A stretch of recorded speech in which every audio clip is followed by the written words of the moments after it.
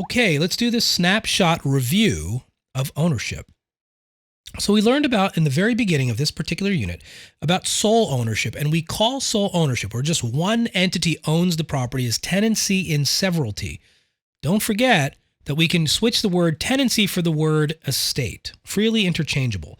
Sole ownership of a freehold estate. Then we started to go into co-ownership.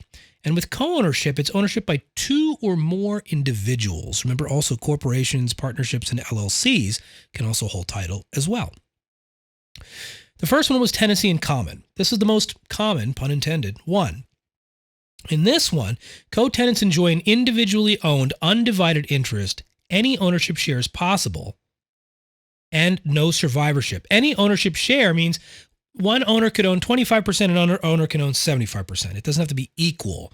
Like in joint tenancy, it's equal ownership, period, right? So this one has no right of survivorship, and that's a big one for tenancies in common. So I'd read through this again and make sure you get those bullet points. The next one is a joint tenancy, equal, undivided interest, jointly owned, all on one deed. It does have survivorship. Survivorship means that when one joint tenant dies, the other joint tenants get their interest. It doesn't go to their estate. No survivorship is that. No survivorship means that if you pass, it goes to your surviving heirs. So it's a little counterintuitive. It's sort of opposite of what you think it is. When you have no right of survivorship, it goes to my estate. When the partnership has a right of survivorship, it goes to the surviving partners. It requires 4 unities to create time, title, interest, and possession. Sometimes we just call that PIT, possession, interest, time, and title. Okay, next, tenancy by the entireties is for married folks, equal, undivided interest jointly owned by husband and wife or spouse and spouse in some states. They're not going to ask you that, I don't think. But community property in other states is sort of this per state law joint ownership of property, spouses as opposed to separate property. Separate property is a property acquired before the marriage or by gift or inheritance during the marriage. And then the final one there was tenancy in partnership owned by business partners. Then we define what a trust is. A trust is a property granted by a trustor to fiduciary trust for the benefit of a beneficiary. All right. So remember, the trustee is a fiduciary for the trustor and beneficiary. A living trust basically is created while you're alive, personal and real property created to take effect during one's lifetime, known as a living trust, or after one's lifetime, which is known as a testamentary trust. So testamentary trust is another one right there.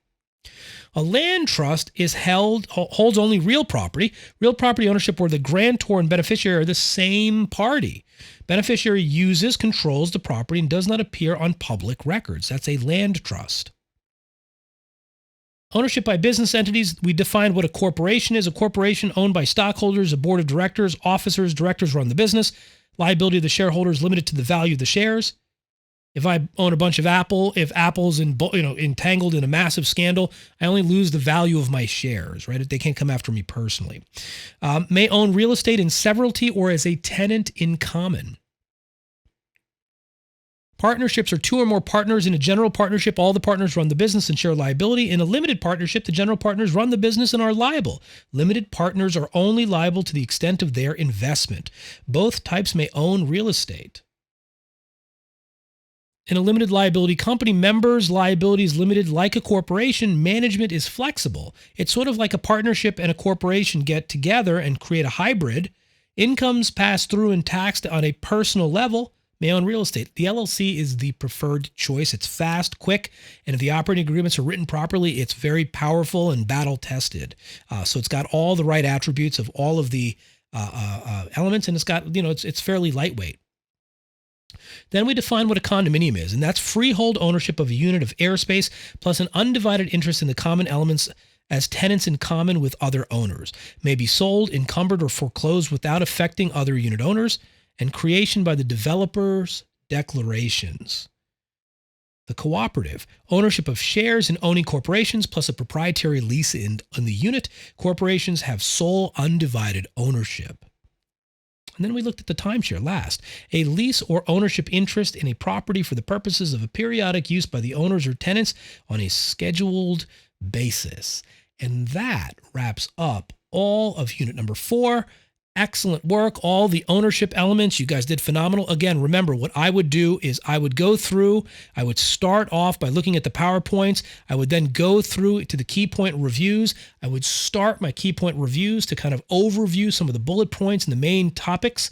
Then I would go into the meat of the chapter and I would get into, as I'm highlighting and talking about stuff and marking things up, then I would also finish my exploration with the key point review one last time and do my exit quiz. I would constantly do these elements in that order so that I'm getting the entire idea of what the unit is for. And again, nothing beats going through the practice questions after you get through this. So what I'm going to try to do is pull out a couple of pretest questions to kind of orient your minds as to what to expect as you're preparing with the chapter, and then do the exit quizzes. All right, cool. We'll see you in just a little bit.